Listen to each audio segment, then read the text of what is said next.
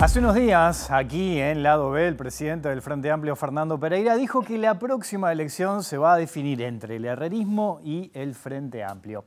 ¿Cómo se tiene que analizar este aspecto? ¿Cómo está funcionando hoy la coalición del gobierno? ¿Cómo se está preparando el Frente Amplio en su interna? De todos estos temas estaremos hablando esta noche con Óscar Botinelli. Bienvenidas, bienvenidos. Así comienza Lado B. Entonces, uno mira las encuestas, mira la organización que está construyendo para intentar ganar la elección del 2024 y solo puede tener esperanza. Porque al herrerismo solo le puede ganar el Frente Amplio. La gran virtud que tiene el Uruguay, que hay una esperanza al herrerismo. Uno mira a Francia y la lucha popular y puede decir qué buena está esa lucha popular, pero la alternativa de Macron en Francia es Le Pen. La alternativa a la derecha es la ultraderecha. La alternativa a la derecha uruguaya del herrerismo es el Frente Amplio, el progresismo. Porque uno imagino yo, que la coalición va a volver a competir toda junta intentando derrotar al Frente Amplio, lo han dicho varios legisladores de los socios de la coalición. Pero te propongo invitarte. Bueno, pero si Manini piensa que la calle es un revanchista, yo no sé cuánto dura esa coalición. Si en verdad lo piensa. Si Manini piensa que la calle es poco republicano, si Mieres piensa lo que dijo de Manini, bueno, pero ¿cuánta firmeza tiene esa coalición? Esos cruces ya ¿Los junta el amor o el espanto que ellos sienten de que el Frente Amplio sea gobierno? ¿Y ¿sabes qué es lo que pasa? De lado y que vuelvan a competir juntos para ganar el Frente Amplio también. Sí, pero ya no les creen.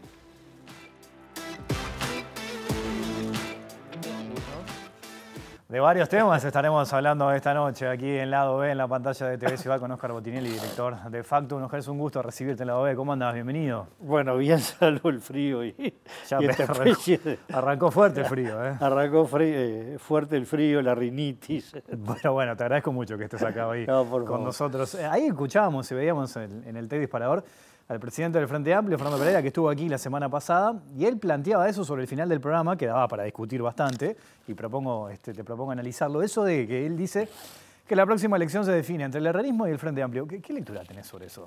Bueno, yo soy quizá un poco fanático de los términos. Si el herrerismo es como grupo político, es la minoría en el Partido Nacional, porque Delgado no representa el herrerismo, representa Aire Fresco, que es otro sector. El herrerismo está representado por Laura Raffo. Si es por corriente ideológica, está un poco dispersa. Para empezar, el Frente Amplio, cuando se funda, de los 5 senadores de su primera elección, 2 son herreristas. De los 2 presidentes de la República que tuvo, 1 se originó en el herrerismo. Entonces, a veces me parece que hay que tener cuidado. No, parecería, es una obviedad decir que la elección de un lado es el Frente Amplio. Del otro lado, yo diría que hoy por hoy las mayores probabilidades son del Partido Nacional. Pero va a haber que esperar, tenemos un año y pico para llegar a definir lo que va al balotaje, que es octubre. Si el Partido Nacional mantiene la fuerza que tiene, la última encuesta nuestra nos dio un Partido Nacional ya en el 23%, no es lo mismo que cuando estaba en el 29, 28, 30. Lo que sí, el Partido Colorado muy bajo, pero ahí están esperando un poco el aterrizaje del Mesías. Y eso, la llegada a Bordaberry puede cambiar algo, sobre todo que hay un espacio de competencia muy directa entre el Partido Nacional y Bordaberry, ¿no? Que le puede captar, sí, a ese herrerismo, es decir, claro, ese sector más nítido del Partido Nacional que se identifica con el herrerismo y con, yo diría, el más puro liberalismo económico, ¿no? Mencionabas recién, Óscar, ese 23% que le da Factum al Partido Nacional, ¿no?, en la última encuesta. No, nosotros no, le da la gente y nosotros está claro, lo recogemos. Que Factum lo publica a partir de lo que la gente le dice en la encuesta, ¿no? ¿Dónde crees que puede llegar a estar esa explicación de ese descenso del Partido Nacional? Porque después uno mira, por ejemplo, el Frente Amplio mantiene como cierto porcentaje, en este caso era el 41%. Sí, ¿no? el Frente Amplio, en general, después de la elección, que obviamente fue golpeado, no tuvo un descenso significativo en la encuesta Factum, en colegas sí. Y se mantuvo en torno a 38, 39, sobre todo 39 sostenidamente, y este 41 yo diría que tiene ya como un año. El tema de la LUC, me estoy refiriendo, validación de firmas, referéndum, le dio al Frente Amplio un sostén un poco más alto. El Partido Nacional, creo, la encuesta nuestra se hizo entre el 24 de abril y el 11 de mayo.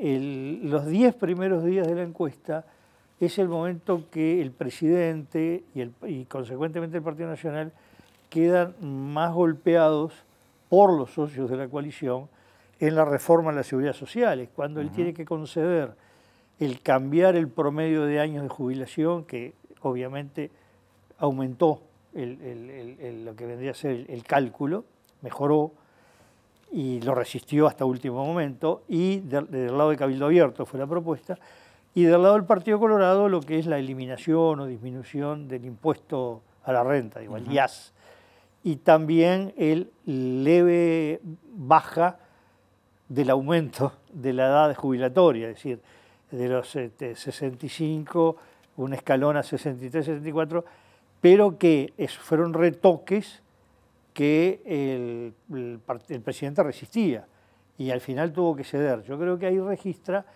quizás el momento de mayor debilidad del último tiempo del presidente, y eso también se refleja en el Partido Nacional. Probablemente el caso Penades también haya golpeado un poco el Partido Nacional en un doble sentido, de unos que pueden cuestionar la actitud que se le atribuye a Penades, y otros al revés, es decir, acá fue un operativo político que hemos visto que algunos lo piensan y se enojan. Entonces, bueno, resulta que porque estuvo mal o bien, de los dos lados puede afectarlo un poco. Estos son fenómenos que hay que esperar un poco, ¿no? Uno cuando habla de la coalición de gobierno, ¿no?, el funcionamiento de la coalición, es interesante ir a su estructura, más allá de algunos episodios anecdóticos o de algunos hechos puntuales, ver cómo está funcionando, y uno se encuentra con una fuerte presencia presidencialista, ¿no?, de la calle Pou, que es el que lleva adelante esta coalición, que ha generado, sí, cortocircuitos con Cabildo, que muchas veces no comparte ese funcionamiento. ¿Cómo lo estás viendo hoy? Bueno, el tema, yo creo que hoy que el gobierno se está de alguna manera terminando, aunque le quedan algunos temas importantes, nada menos que la última ley presupuestal del periodo, que es la rendición de cuentas, que tiene que estar en el Parlamento el 30 de junio, y ahí hay 3 meses de discusión, que no va a ser menor. Y algunas otras leyes significativas que pueden haber, estoy hablando de las leyes que puede crear algún conflicto dentro de la coalición. Hoy por hoy el que está de más peso es el del endeudamiento, de la deuda de las personas y de las familias, donde hay visiones bastante distintas dentro de la propia coalición. E incluso el riesgo que pueda otra vez formarse una mayoría como la que se formó en la ley forestal, donde la mayoría de la coalición queda en minoría en el Parlamento. El tema es que este gobierno fue concebido por el Partido Nacional muy presidencial, nosotros lo llamamos hiperpresidencial, al punto que los ministerios que no son de la propia impronta del presidente, pasó aún con ministerios blancos que no eran del área, siempre hay alguna figura que responde directamente a la presidencia de la República. Y los ministerios, los socios, por ejemplo, Salud Pública, ministra Cabildo Abierto, o antes ministro, subsecretario directamente de la presidencia de la República. Ministerio de Turismo, ministro del Ballista, Partido Colorado, subsecretario, lo mismo de Blanco, presidencia. Lo mismo el Ministerio de Ganadería, Agricultura y Pesca, lo mismo el Ministerio de Ambiente. Es decir, la idea que la presidencia no comparte con los socios como era habitual antes, diciendo, bueno, Partido Colorado lleva estos ministerios, el Partido Nacional estos. Y cada uno se hace responsable de todo el ministerio. No es un tema solo de cargos, es un tema, bueno, usted va a hacer la gestión agropecuaria, se encarga de lo bueno y lo malo de eso. Acá en todos lados va a estar la presidencia de la República tratando de incidir, de observar, de controlar, y eso le quita espacio a los socios. Y por otro lado, la idea que la coalición, el ámbito de discusión que tiene es el Parlamento, y el Parlamento discute básicamente leyes. Decisiones muy importantes del presidente, por ejemplo, política exterior. No hubo una sola discusión un solo tema, que la definición del presidente haya sido previamente consultado a los socios, desde votar a aquel presidente del Banco Interamericano de Desarrollo, que ahora quedó afuera, propuesto por Trump, a otros tipos de medidas, incluso que no iba a ir a esta especie de retiro de Lula después que decide, y fueron todas decisiones de tipo personal. Entonces, el tema que yo veo más allá de lo que queda de este periodo de gobierno, que quizás lo más fuerte se va a completar de aquí a fin de año, ya el año que viene van a ser temas más electorales, algo, bueno, temas de urgencia, ¿no? No sabemos qué diablos va a pasar con el agua. Pero el tema es que la coalición es una coalición, y ahí viene el famoso tema que el Frente Amplio de ser coalición no tiene nada que ver con una coalición. Tiene congreso, plenario, mesa, mandato imperativo, eso no es una coalición. Se podrá discutir cuál es la forma politológica, pero no es coalición. Esto es coalición. Coaliciones son siempre puntuales, por un objetivo determinado. Se pueden renovar, pero se renueva. Renovar quiere decir, bueno, esto, Partido Nacional, Partido Colorado, Cabildo Abierto, Partido Independiente, bueno, se sienta en una mesa a renovarla. Esto es, vamos a rediscutir. Por un lado, sí, medidas, planes de gobierno, pero otro, reglas de juego.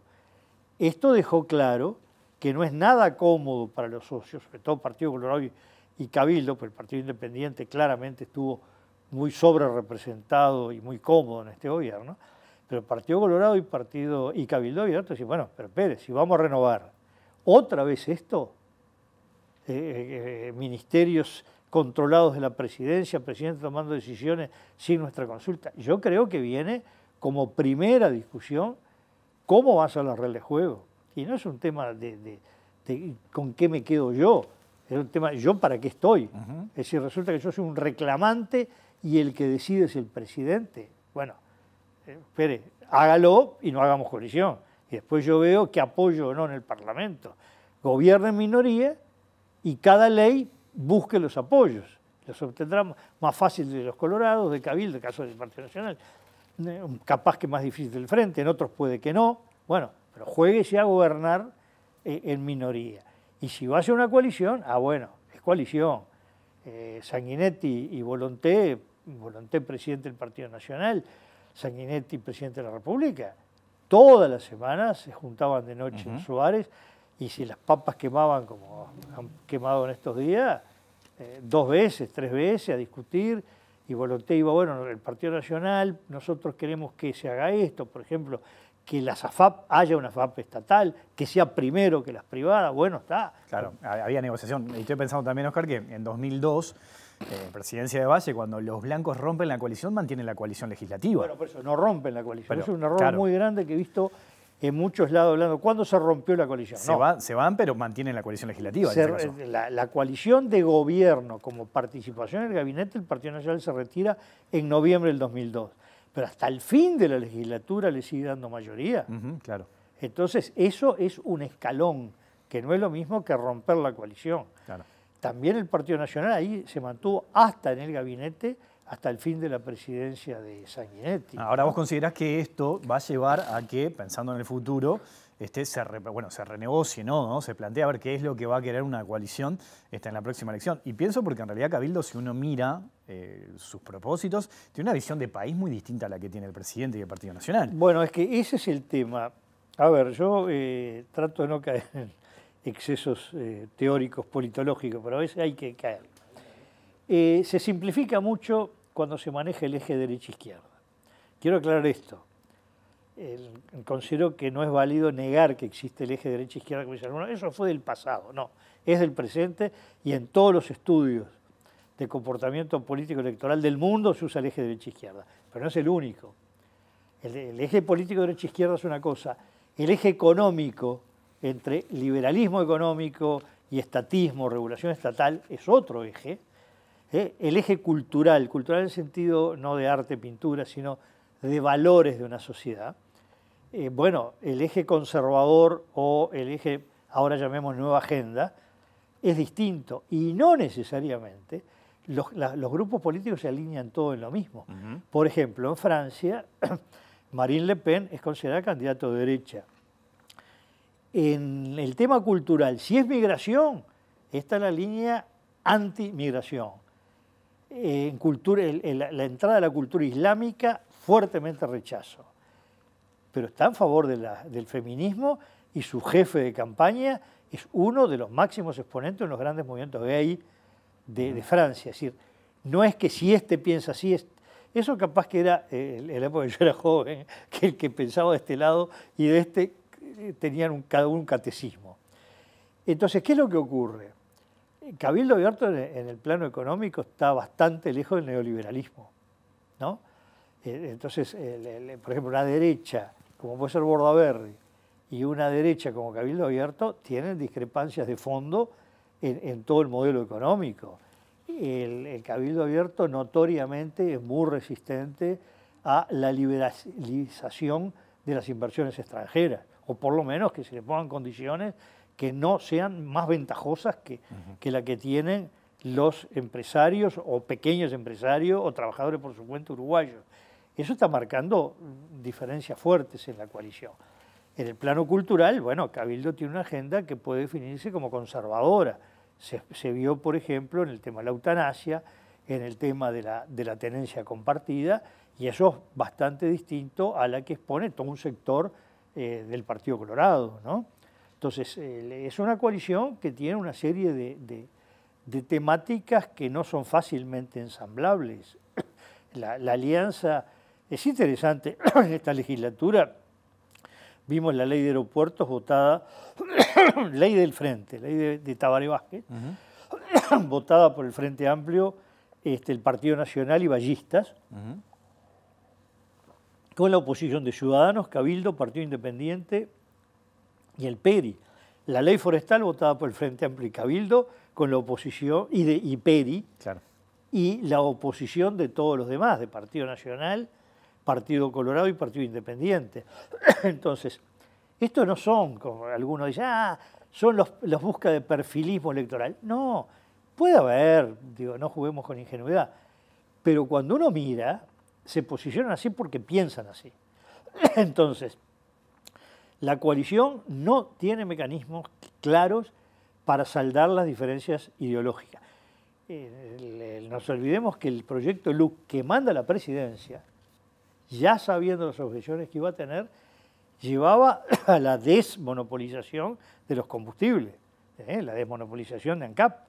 Y no sale la LUC con una doble oposición. Se opone el Partido Colorado y se opone Cabildo Abierto. Los dos, cada uno por su lado, había mandado su oposición. Eso no fue un perfilismo electoral cuando recién empezaba el gobierno. Eso es que los dos partidos tienen una visión del Estado que es diferente a la que tiene el Partido Nacional. Incluso el Partido Colorado quiere ver cuál va a ser su visión del Estado si llega a darse lo que parecería más probable, que es el retorno de Bordaberry, y un Bordaberry que obtenga la mayoría neta en el Partido Colorado, que tiene una visión mucho más crítica del papel del Estado. Probablemente el Partido Colorado no tenga en un liderazgo de Bordaberry la misma postura que tuvo en este periodo ya más ballista, ballista por ballistas y ballistas también por la contextura del grupo de Talvi, ¿no? Mirando al Frente Amplio, ¿no? Bueno, ya está la precandidatura de Orsi, la de Andrés Lima. Hay que ver qué pasa, por ejemplo, con Mario Vergara. La intendenta Carolina Cosa aún no lo confirmó, pero, por ejemplo, en las últimas horas recibió el apoyo del Partido Comunista. ¿Cómo estás viendo el funcionamiento interno del Frente Amplio pensando en esa elección? No, primero no hay ninguna candidatura confirmada hasta que lo confirme el Congreso. Bueno, está claro, sí. Eso es lo formal. Más allá de las expresiones. En lo real están todas las tres confirmadas. Yo diría las cuatro, contando a Mario Vergara, lo que da la impresión, si no me equivoco, es que la duda son cuál va a ser el nivel de apoyos, ¿no? Sobre todo con el pronunciamiento de diferir la definición tanto de Asamblea Uruguay como de Plataforma, el grupo que conduce el ex ministro Álvaro García. Pero da la impresión de que la Fuerza Renovadora está decidida a mantener la candidatura de Mario Vergara. El tema es que yo creo que el Frente Amplio lo primero que tiene es un desafío programático y que a mi juicio, vamos a ver que emerge de esta comisión de programa, pero tengo miedo que sea más un plan de gobierno o programa de gobierno que un programa de país. El Frente Amplio se le ha evidenciado más en oposición todavía diferencias, por ejemplo, en la concepción tributaria. ¿Cuánto es partidario de exoneraciones tributarias a las inversiones extranjeras o a las grandes inversiones y cuánto no? Ese no es un tema menor, es un tema de modelo de país, el papel de la micro, pequeña empresa, del trabajador por su cuenta. No hay visiones unívocas en el Frente Amplio. Y yo diría, hay una lista bastante importante. No pasa en la nueva agenda de derechos, donde puede haber énfasis distintos en los sectores del Frente, pero que no implica diferencias sobre el fondo del asunto, más bien sobre cuál es la importancia y cuál es la oportunidad. Pero en los temas económicos el Frente tiene que saldar diferencias significativas y que hacen al modelo país, no solamente si voy a subir o bajar el IRPF un punto, ¿no? Eso es plan de gobierno, ¿no? Por ejemplo, Sistema Nacional Integrado de Salud. El Frente Amplio ahora está, o venía el año pasado, no sé qué quedará este año, reclamando en contra de lo que se llama socios VIP de las mutualistas.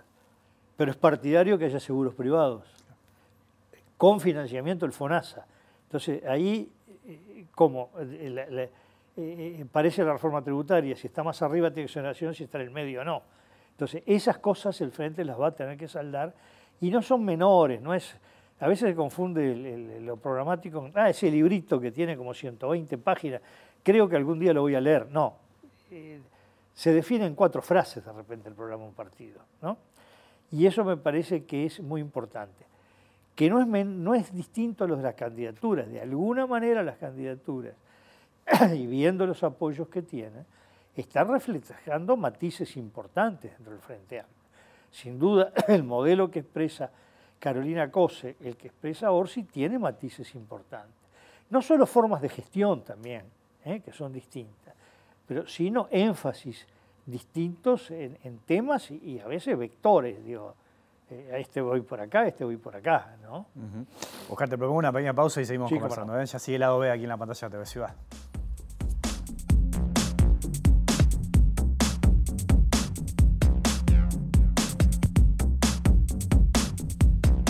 Seguimos en lado B, aquí en la pantalla de TV Ciudad, conversando con Óscar Botinelli. Hoy que abríamos el programa, Óscar, hablando o escuchando a Fernando Pereira hablar del herrerismo, el Frente Amplio, ¿no?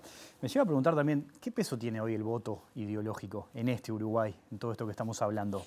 Bueno, a ver, yo preferiría no usar la palabra ideológico, que puede exigir muchas definiciones y hasta ser un poco confuso, sobre todo si hablamos de ideología en los términos que hablamos cuando yo era muchacho, que era toda una visión del mundo, se explicaba a través de una ideología desde cómo funcionaban los tranvías hasta cómo eran las relaciones de pareja. Pero sí hablemos de pertenencia política, es decir, las personas que se identifican con un partido político. Y Uruguay sigue teniendo niveles altos de pertenencia política. Siempre es menor que el voto. Quiero ser claro, no es lo mismo que una persona vote al mismo partido a que tenga una pertenencia. La pertenencia, soy de. Yo me identifico con. Soy frente amplista, soy blanco, soy colorado, soy cabildante, ¿no? Eso es pertenencia. Y bueno, estamos viendo que el Uruguay más o menos, ahora bajó un poco, pero debe estar en el 60% del país que tiene una pertenencia. Más o menos la mitad de eso, el 30%. Frente Amplio, un poco ligando al 20% de la pertenencia blanca, y después la colorada y la menor, la cabildante, aunque Cabildo puede estar en algún momento mejor en las encuestas, tiene más votos, pero recién está formando, pero ya está apareciendo una pertenencia, ¿no?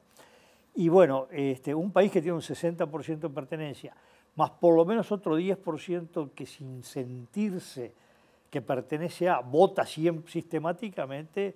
Bueno, hay un 70% del voto que se mueve muy poco. Donde más vemos que se mueve es más firme la pertenencia, el voto entre bloques. Ajá. y la coalición multipartidaria tiene más juego interno. Hay mucha gente que dice, bueno, está Blanco, Partido Colorado, sí, pero vamos a ver por dónde van, cuál es el candidato, qué proponen, y sienten que se pueden correr del Partido Nacional, Partido Colorado, Cabildo Abierto, con un juego mucho más fácil que lo otro, que es cambiar de bloque, ¿no? Casi que saltar encima de un pasillo, ¿no? O de un muro, yo qué sé. Entonces, ahí ya hay un piso muy alto para... pensemos que el Frente Amplio tuvo un golpe muy grande en la elección de 2019 y, sin embargo, no lo afectó demasiado. Votó el 39%. Y bueno, podía bajar algunos puntos, pero no demasiados. ¿Sí? ¿Por qué? Porque tenía una base sólida. Ojo, que no quiere decir que estuvieran contentos ni de acuerdo. El perteneciente A puede estar perteneciendo enojado. Hasta que no se desilusiona y dice, bueno, llegó el momento del chau chau, me voy, va a seguir tratando de ver si eso cambia, si mejora, pero el irse es casi irse de la casa familiar, un parricidio. Eso es un elemento muy fuerte de retención del voto, ¿no? Te escucho y pensaba, ¿no? Recordaba que si tomamos la última elección, nos encontramos que entre las opciones diferentes, por decirlo de alguna manera, aparecía Manini, Talvi, El Peri, Sartori, y es casi un 20% del electorado, sí, ¿no? Ahí es interesante que básicamente las opciones nuevas, personalizadas, digamos, más fácil, candidatos que por primera vez fueron candidatos presidenciales, no solo presidenciales, a un cargo electivo, claro. En ese periodo eran 4. Novi, que había sido intendente de Montevideo, claro, pero ya post-elección. Después teníamos a Talvi irrumpiendo en el Partido Colorado, después de una carrera más bien académica, Sartori aterrizando en Uruguay, luego de una vida muy exitosa en el campo empresario multinacional, y Manini Ríos saliendo de la comandancia del ejército a formar un partido político, además, no a entrar en una candidatura. Y bueno, resulta que la suma de los 4, agreguemos un poquito todavía más la candidatura de Gustavo Salle, que tuvo cerca del 1%, sí. La del Peri también, que aunque era la segunda elección, podemos encontrarlo también dentro de las novedades. Bueno, estamos arriba del 22% de votos que votaron a cosas nuevas. Esto implica que algo pasa. El uruguayo le cuesta refugiarse en el voto en blanco o anulado, como ha sido fácil en Argentina, no solo en el 2001, que ganó en la provincia de Buenos Aires el voto en blanco, sino estos días hubo provincias que el segundo voto fue el voto en blanco, claro, ¿no? El uruguayo eso le cuesta, pero evidentemente hubo campo para decir, yo quiero unas cosas nuevas. No parece que esté ocurriendo en este momento, porque no nos olvidemos que hubo candidaturas nuevas, casi de fuera del sistema que entra al sistema, a renovaciones internas. La calle Pou, si bien su segunda candidatura, era una renovación generacional del Partido Nacional. El Frente Amplio, las 4 precandidaturas, eran precandidaturas de toda una nueva generación. Ahí aparece Andrade, aparece Carolina Cose, aparece Mario Vergara, perdón. Sí, y Daniel Martínez y también, aparece, ¿no?, Daniel Martínez, que si bien había sido intendente, pero nivel, claro, presidencial la primera vez, o por lo menos completando una renovación. Entonces, si tenemos toda una renovación de 4 precandidaturas en el Frente Amplio, las precandidaturas de la calle Pou y de Sartori en el Partido Nacional, curiosamente Larrañaga, que era menor que Daniel Martínez, de la edad más o menos de Talvi, aparecía como el viejo político, sí, claro, porque había estado en ese plano desde muy joven. Entonces no quedaba en la verdadera generación de él, quedaba como en la generación mayor que él.